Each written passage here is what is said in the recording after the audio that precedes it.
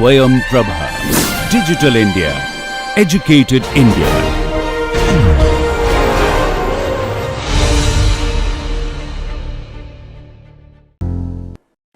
Welcome to this lecture number 20 on the NPTEL course on fluid mechanics for chemical engineering undergraduate students. The topic of our discussion was integral balances of mass, momentum and energy in the last few lectures, and we are going to complete this topic by discussing one final example. Okay, and we just briefly started doing this example in the previous lecture. Essentially, it is to estimate the diameter of a free jet that emerges out of a tube or a nozzle. So, essentially you have a liquid that is flowing under laminar conditions in a tube. Let the diameter of the tube be d, okay, and once the liquid exits, the diameter of the jet that emerges out of the tube is not necessarily the same as the diameter of the tube. That is because when the fluid is flowing within the tube, there are viscous shear stresses exerted on the surface of the tube that are exerted on the fluid, so which drags the fluid, whereas once the fluid emerges into the atmosphere, so this is atmospheric pressure, okay, there are no shear stresses that are acting, so the fluid tends to accelerate a little bit to reach the new steady state, okay. But when it tries to do that, okay, since there are lesser forces, let us first write down the mass balance. So it says for an incompressible fluids, d times v average is d jet. Okay, let's try to draw the balance between station 1, which is here, and station 2, which is here. Okay, d times v1 is dj times vj. Okay, so v1 will be smaller than vj, okay, because of vj will be larger than v1 because of the fact that lesser forces are acting upon it that tends to decelerate the flow, which happened inside the tube, okay, whereas it doesn't happen. So at steady state, the mass conservation states that dv1 d times v1 is equal to dj times vj. Since v1 is less than vj, that implies that dj has to be smaller than d, that is the jet diameter will become smaller than d. Okay, that is from physical considerations. So how do you estimate or come up with an expression for the jet diameter? For that, we can either use the integral energy balance or the integral momentum balance. So I am going to demonstrate both. First, let us use the integral energy balance, which we did in the end of the last lecture. When you use the integral energy balance, okay, we will find that alpha 2 v2 squared by 2, the kinetic energy head is alpha 1 v1 squared by 2. I am writing the energy balance between point 1 and point 2 as shown here in this diagram, okay, plus or minus viscous losses. Okay. Now, because we have also assumed that when the jet exits, P1 is P atmosphere, and that is also equal to P2, because in a free jet it is, of course, the pressure is atmospheric as we have been mentioning, but at station 1 when the jet is just about to exit into the atmosphere, we are assuming that, so this is an assumption, whereas this is almost an exact relation. Okay. So since P1 is P2, there is no P1 pressure term, and also the elevation Z1 is approximately Z2, so there is no gravity term in the energy balance. Now about losses, we can safely neglect them, okay, because the losses in a free jet are negligible because the surrounding air is not going to exert any viscous stresses, so the viscous losses are comparatively smaller. Okay, so we can afford to neglect them. Now at station 1, the velocity profile is laminar, we have assumed is laminar. So alpha 1 is approximately 2. At 2, the velocity is uniform. Okay, at station 2, the velocity is uniform because it is a free jet. Okay, so uniform velocity.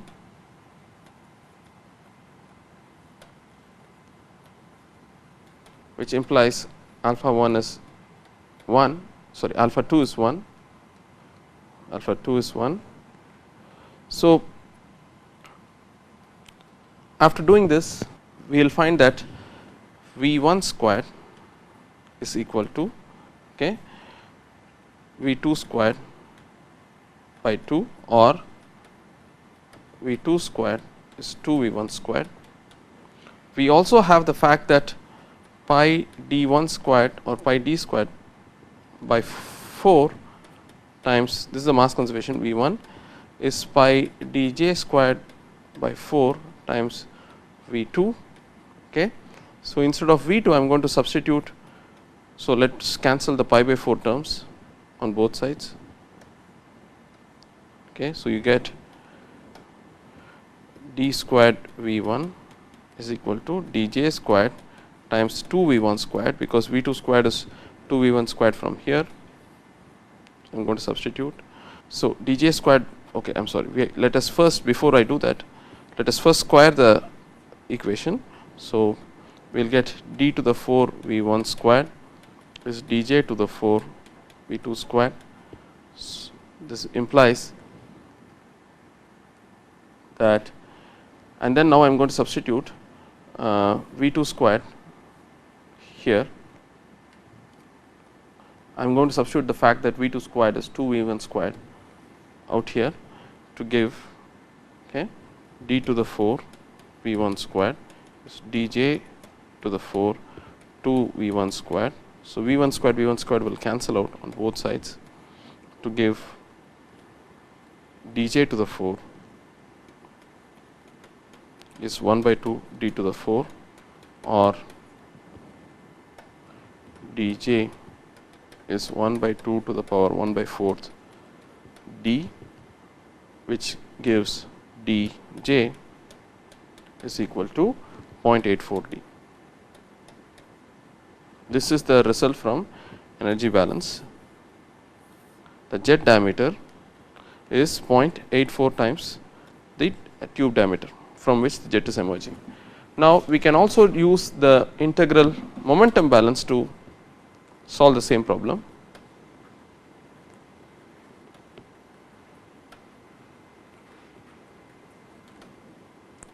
When you use the integral momentum balance, we will have beta 1 m dot times the average velocity, where beta 1 is the momentum correction factor, minus beta 2 m dot times the average velocity at V2, plus P1 pi d1 squared by 4 minus P2 pi dj squared by 4 minus sum of all forces acting on the jet between points 1 and 2 is 0. Now, at the jet exit, we know that the velocity profile is laminar. So, beta 1 has to be according to whatever the momentum correction factor for laminar flow is, which is 4 by 3. Okay. Now, we are going to neglect the shear stresses acting on the surface of the free jet, because it is a free jet. Okay. But this term, okay, P1 is P2 is equal to P atmosphere. So, this is P atmosphere. Okay. Now, before I neglect the shear forces, there are two contributions to the force that are emerging from a jet, on a jet that emerges from a tube. Okay. In the direction of flow. One is the tangential shear stress, the other is the fact that the atmospheric pressure, the pressure acts normally to the jet surface. Okay.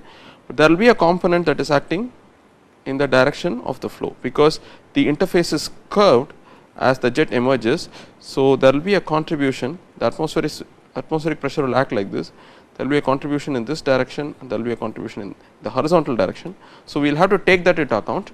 So, that horizontal force due to the normal component of the pressure is simply, so let us write this as,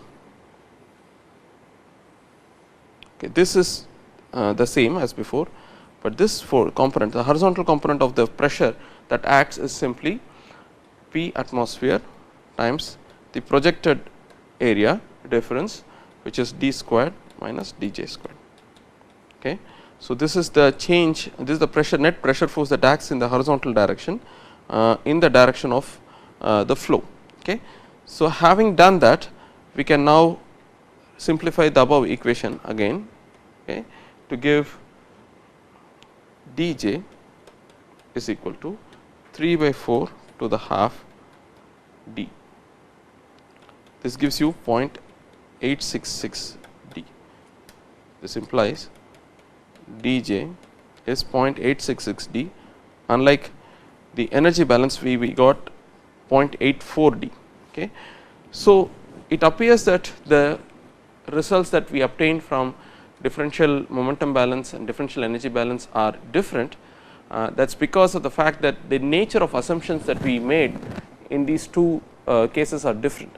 In the differential energy balance, we said that the viscous losses in the jet are negligible, whereas here we said that the tangential component of the viscous shear stresses are negligible. So, they are not quite one and the same. So, that is the reason why we get different results when we use these two approximations. So, it so happens that this result is more close to experimental value compared to the energy balance result, because it turns out that this approximation is a better approximation, that is neglecting the tangential component of the viscous stresses that is exerted on the surface of the jet. It turns out to be a better approximation compared to neglecting the viscous losses in the jet as it exits into the atmosphere. Okay. So, this really completes our discussion on integral balances of mass, momentum and energy. Now, I am going to go to differential balances of the same three quantities, but before I do that, let me also say a few words, repeat a few things that I said on and off about integral balances. That is, they are simple, fairly simple to use, because of the fact that they can be written across entire equipments. For example, you can write a differential integral balance about a pump or a compressor or involving pipelines and so on. But the price that we pay is that we need to have information about the losses, viscous losses, which have to be either obtained from experiments or they have to be obtained from a more fundamental theory. And we will see a little later that differential balances can be used to estimate losses in simple geometries like pipes. So, integral balances always come with this caveat that we cannot use them easily, that is we need to have some information about losses. Many times we may ignore losses, just as we did in the case of the jet diameter that emerges from a pipe, the diameter of a free jet, and we found that it gives an approximate answer that is quite close to the exact answer, but it can never give the exact answer. So, one has to always use the integral balances with caution as when one neglects losses or when one neglects tangential component to the forces. Okay. But little later, once we complete differential balances, we will see how we can obtain information for losses, for example, in flow through pipes and so on, and that will help us a great deal in completing the integral balances of energy, and that can which can be then applied to various really practical applications such as pipeline networks, and including estimating pumping costs or power requirements for running a pump in order to make a fluid flow for a particular flow rate and so on. So, it is possible to use integral balances with some inputs regarding losses, and then it becomes very accurate. How this information comes from, whether it comes from a theory such as differential balance or experiments, that depends on flow regimes and so on, that we will see a little later. So, right now we will stop integral balances, and then we will briefly return back to integral balances when we do losses, and we will of course use them to find various things such as pump power requirements and so on, but we will now go on to differential balances.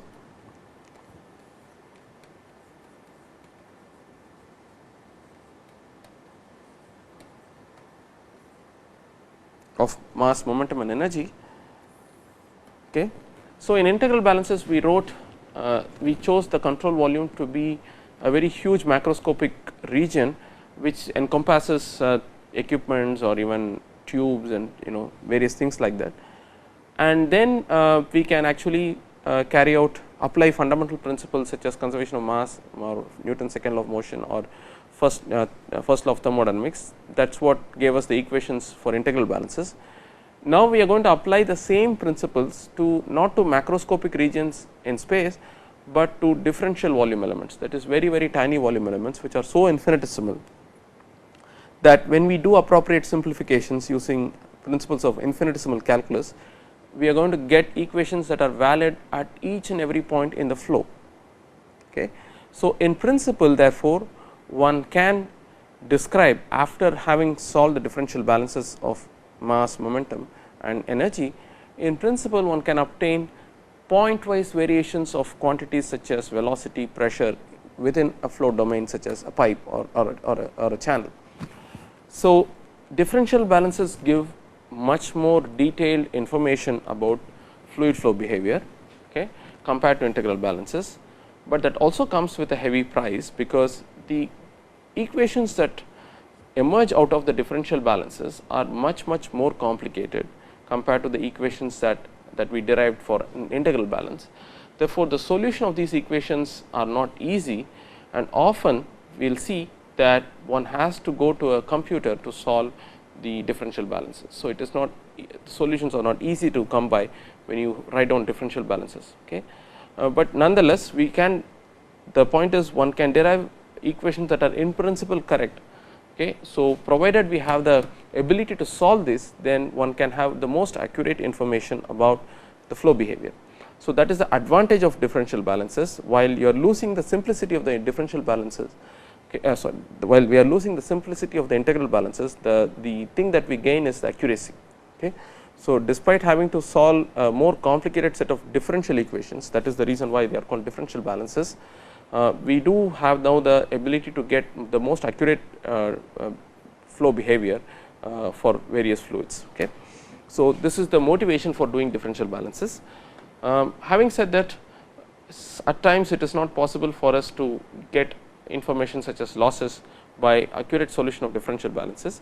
So, one has to, in many cases, especially in engineering applications, in practical applications, one has to resort, or one has to take recourse to doing experiments. So, these are in some sense three fundamental ways of solving problems in engineering fluid mechanics.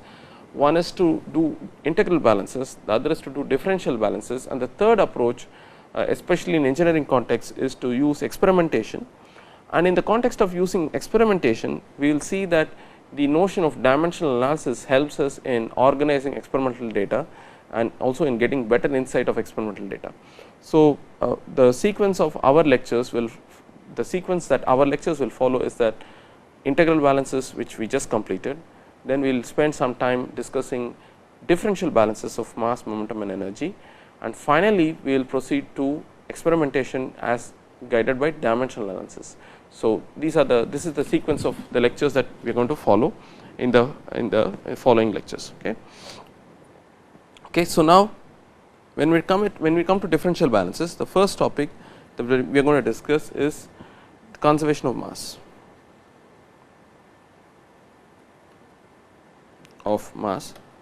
We have already derived a differential version of conservation of integral version of conservation of mass.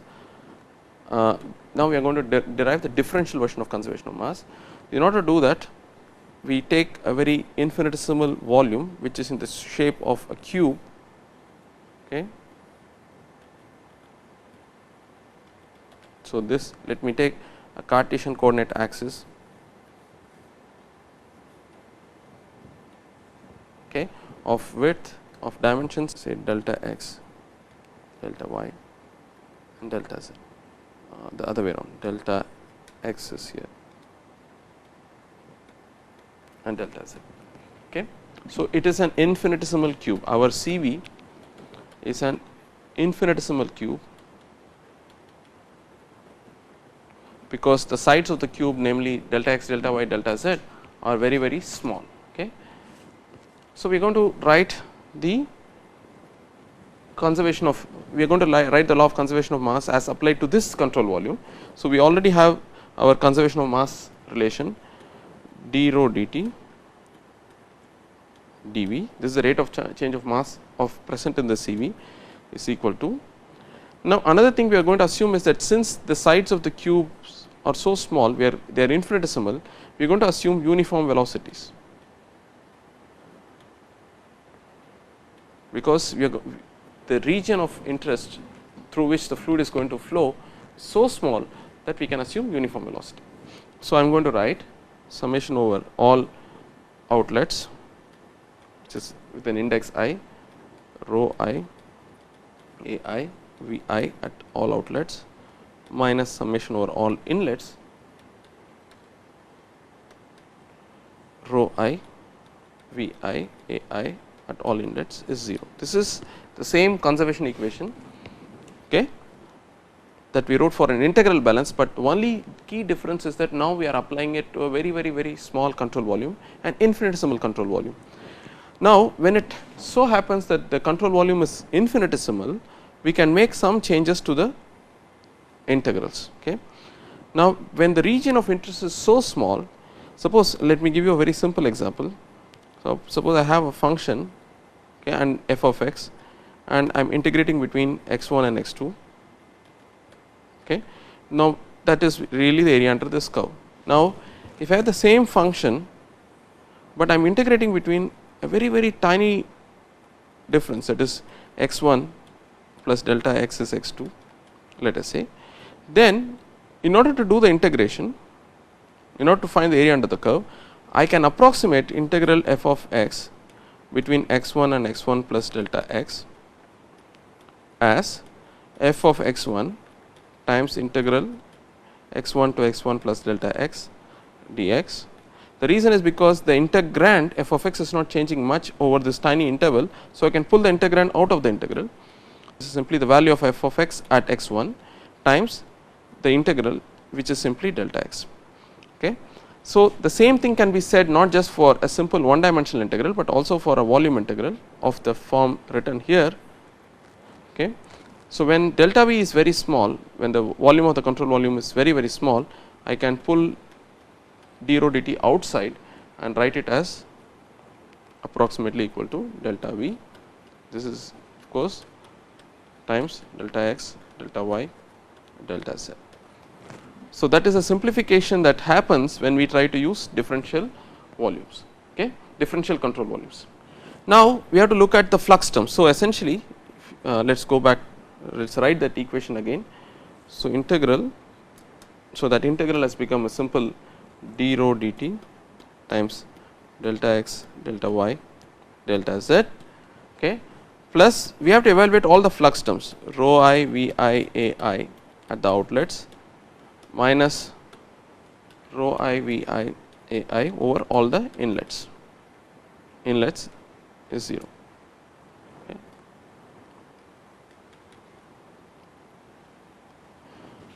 Okay. So, now we have to evaluate, let us go back to the CV. The CV is a cube with 6 faces, okay.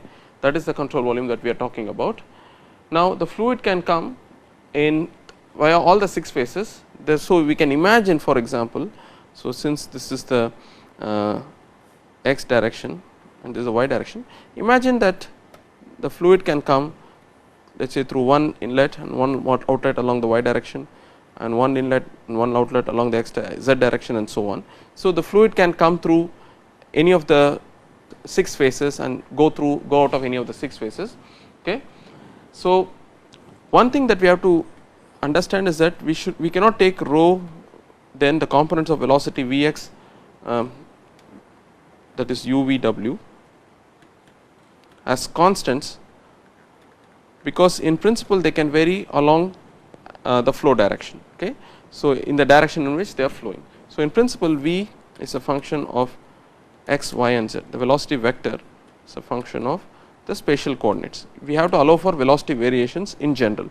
There is no need that velocity has to be constant at various points in the flow. Okay. This is as per continuum hypothesis. Okay. So, when we do that, so let us try to write the flux terms at phase x. Okay. Phase x is where the fluid is coming in like this. Okay. The inlet mass flow. So, let us try to draw, let me draw the figure again for simplicity. So,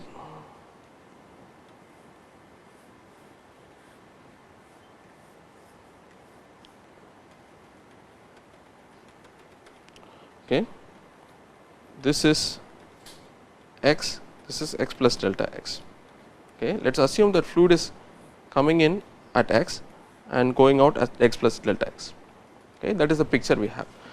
Okay. Of course, the fluid may come this way and go that way, that does not matter, because our quantities are algebraic, that is they have signs associated with them. So, it will take an appropriate sign, negative or positive, depending on the direction, actual direction of flow. But right now, just for the sake of clarity, we assume that the fluid is coming through x and going out at x plus delta x. So, the inlet flow of mass at x is simply the density, which is mass per unit volume, times the volumetric flow rate of fluid entering at x, which is the x velocity, because fluid is coming in at the phase x with an x velocity, times the cross sectional area through which it is flowing, which is delta y delta z, but all of which is evaluated at x. Okay. So, outlet flow of mass at x plus delta x is rho u delta y delta z at x plus delta x. Now, a key thing comes that we have to evaluate a quantity at x plus delta x. So, we have to use what is called a Taylor series.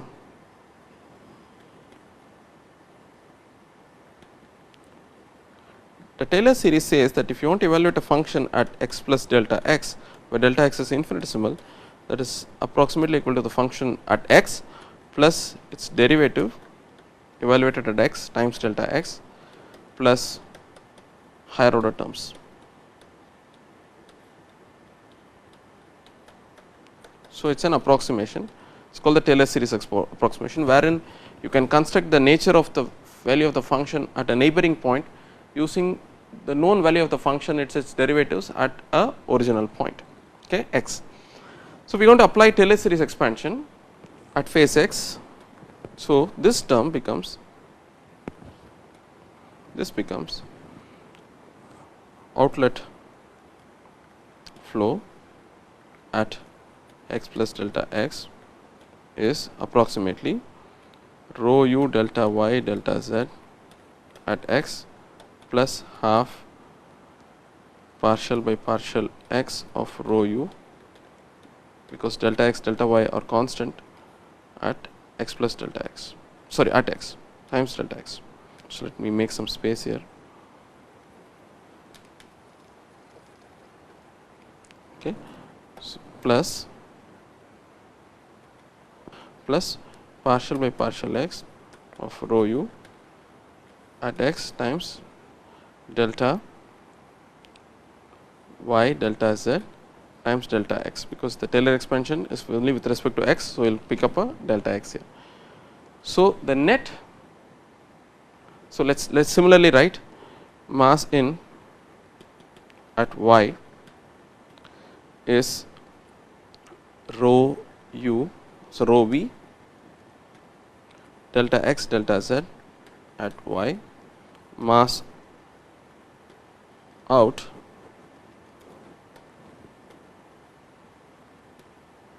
at y plus delta y is rho v delta x delta z at y plus d dy of rho v evaluated at y delta x delta y, so delta y delta x delta z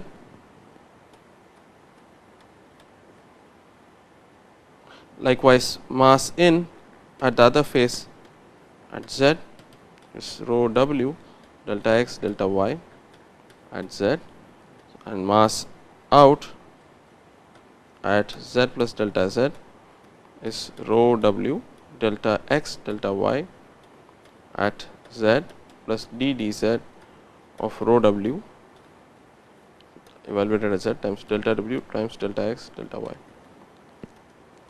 If I substitute all these expansions in the first equation, this equation,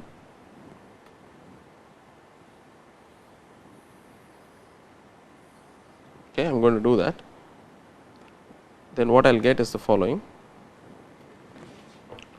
d rho dt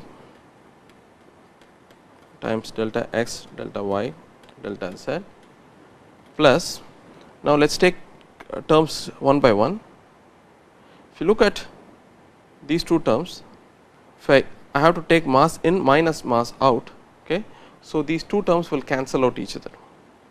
or rather if you look at the first equation, okay, you have out minus in. So, if you have out minus in, then you will find that this term will cancel this term, because they are one and the same. So, the only term that is going to survive is this will be present. So, likewise for the other two directions also. So, this term will cancel out minus in, this will survive. Okay. So, if we write all these terms together, you will find that this is nothing but, so likewise even in the other case. So, here this term will cancel, this will go away, because that will cancel this term and this term will survive. So, when we do all this together, we will get d dx of rho u times delta x delta y delta z plus d dy of rho v delta x delta y delta z plus d dz of rho w delta x delta y delta z is 0. Now, we find that this is common, delta x delta y delta z. So, divide the entire expression by the volume of the infinitesimal element, control volume that we have chosen, that implies partial by partial t of rho u plus partial by partial x of rho u plus partial by partial y, okay, of, sorry, not rho u, partial rho by partial t, okay, rho v is 0. Now, this is essentially the differential form of the mass balance. So, this is the differential mass balance for any fluid. It is valid at each and every point in the flow. So, that is why you have differentials. Now, we can, so this equation is valid at each and every point in the fluid. So, this is also called the continuity equation.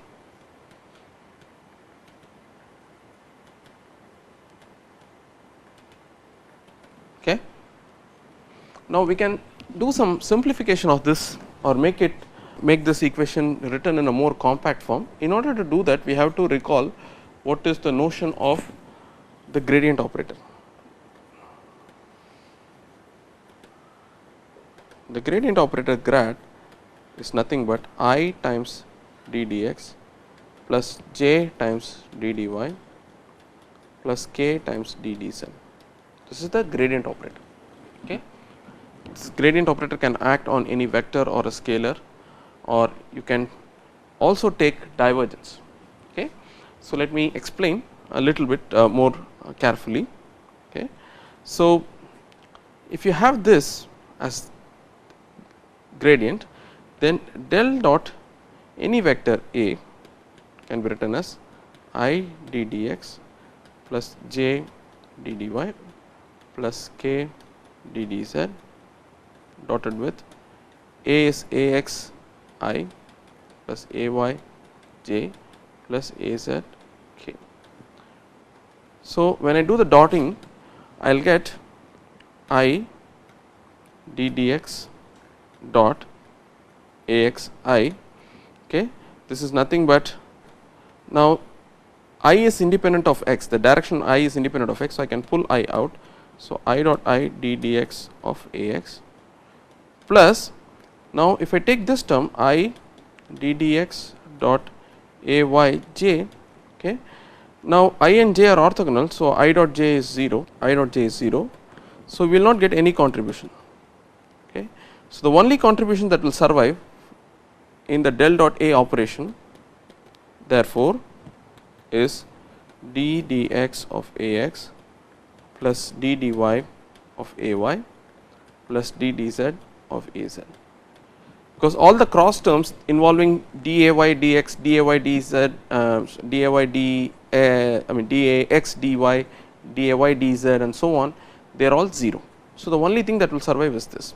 Okay. So, del dot any vector A is dax dx, dy dy plus daz dz, the addition of the 3 dx dx plus dy dy plus daz dz. Now, if you look at this expression here,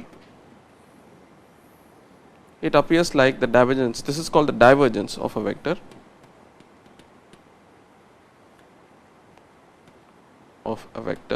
any vector. Now, here it appears like you have 3 components, rho u, rho v and rho w, and then you have ddx of rho u plus ddy of rho v plus ddz of rho w.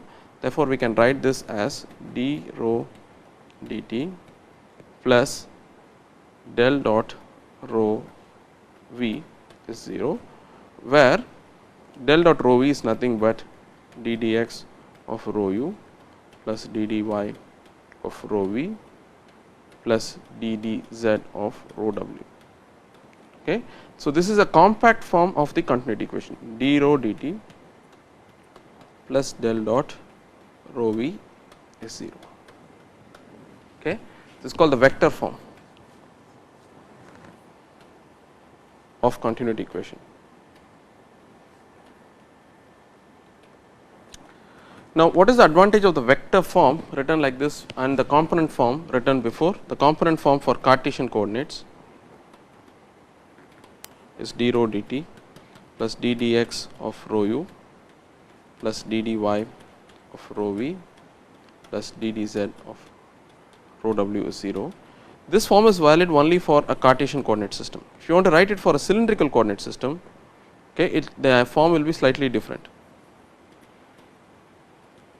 For cylindrical coordinate systems, we will have d rho dt plus 1 over r d dr of rho r v r plus 1 over r d d theta of rho v theta plus d dz of rho v z, where v r, v theta and v z are the components of the velocity along the 3 cylindrical coordinate directions r, theta and z.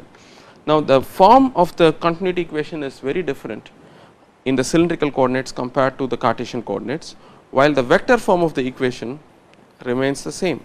It is coordinate free. This is the coordinate free notation.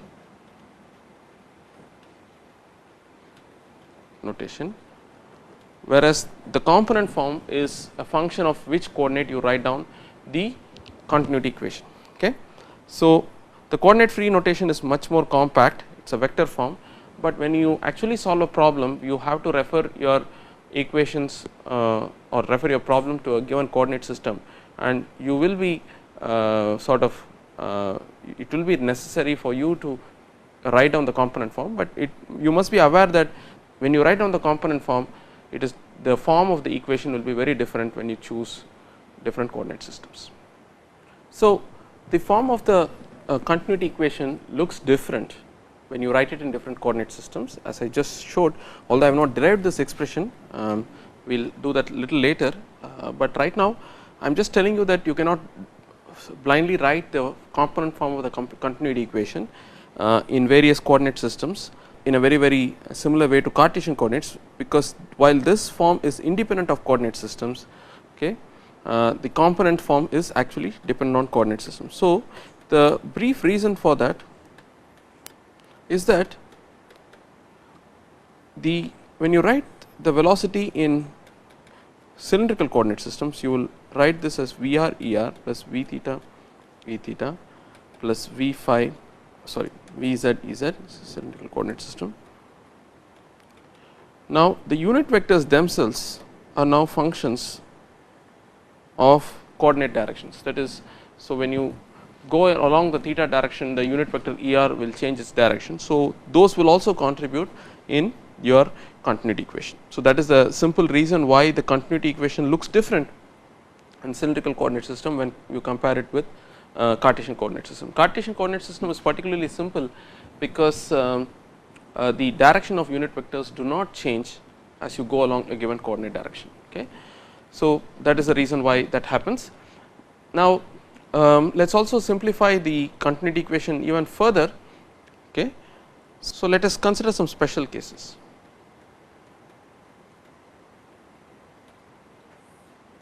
Okay.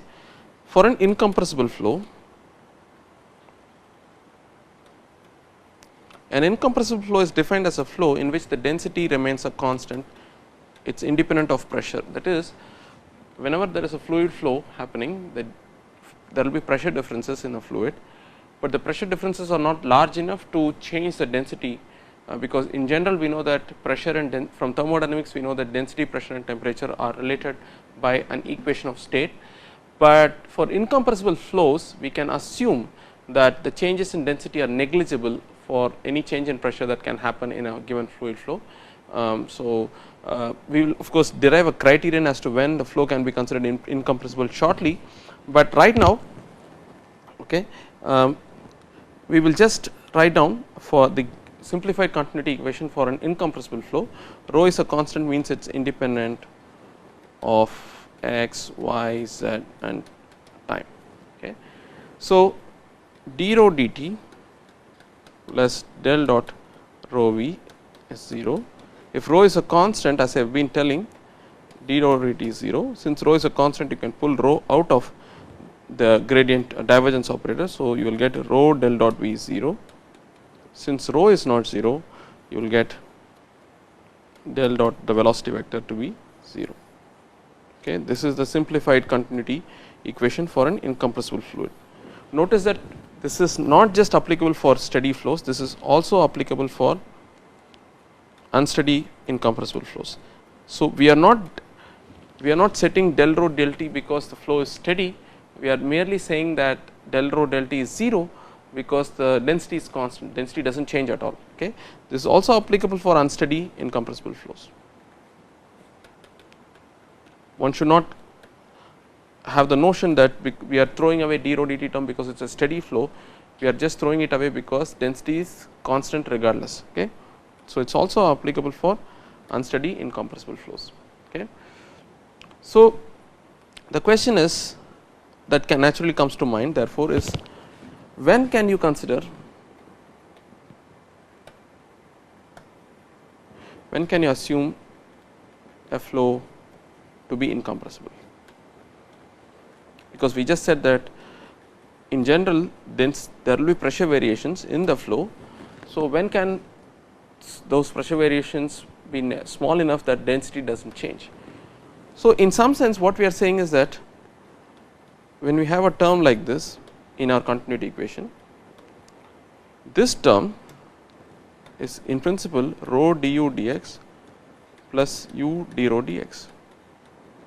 What we are saying is that this, the magnitude of u d rho dx is very small compared to the magnitude of rho du dx. That is what we are saying. We are essentially saying that rho is constant, so this is small compared to this term, okay, compared to this term. Okay. So, if such is the case, we can argue when can this happen, okay, when can this happen. Okay. For a given dx, for a given dx, we can write this as u times del rho small compared to rho times del u, or del rho by rho is very small compared to del u by u. Okay. Okay. So, now we can estimate del rho by rho using thermodynamics. In thermodynamics, it turns out that delta P, the pressure difference, is approximately the speed of sound squared times the density difference. So, if there is a pressure difference, the corresponding density difference will be given by speed of sound squared. Okay. So, for example, if you have a pressure difference, the density difference is given by del P by Cs squared, where Cs is the speed of sound. This is speed at which pressure waves travel in a fluid. Okay. Now, from Bernoulli equation, this is from thermodynamics.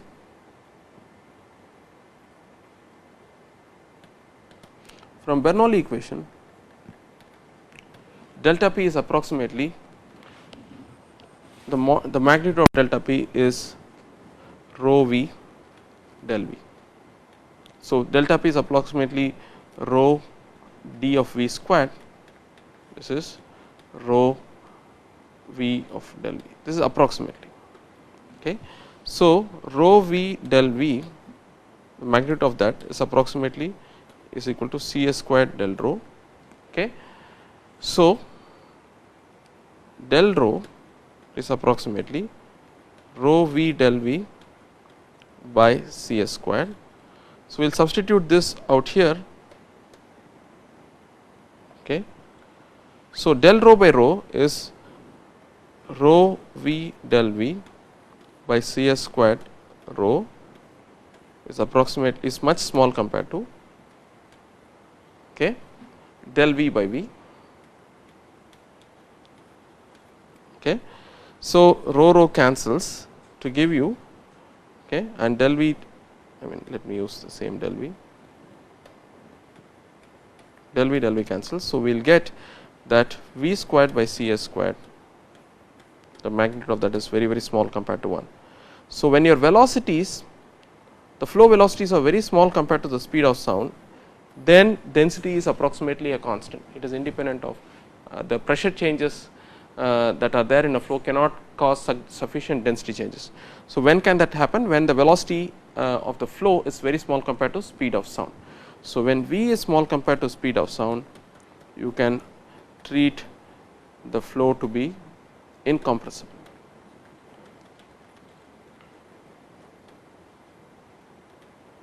Okay. So, this V divided by Cs, speed, the velocity of the flow divided by the speed of sound is given a special name, it is called the Mach number. So, when the Mach number is very small compared to 1, then the flow is incompressible. So, that is a very good approximation. So, now we know when you can treat the flow to be incompressible, but in practice we cannot say very small compared to 1 can mean is it very small, should Mach number be 10 to the minus 8 or 10 to the minus 3 or 10 to the minus 1. So, in practice, this implies in practice this means Mach number even if it is less than about 0.2 or 0.3, you can treat the flow to be effectively incompressible. It need not be very small in the sense of 10 to the minus 8 or 10 to the minus 5, can be even just of the order of 0.2. Okay. So, since we know that for air the speed of sound at room temperature is 330 meter per second, then therefore, the flow can be incompressible, flow of air can be thought to be incompressible,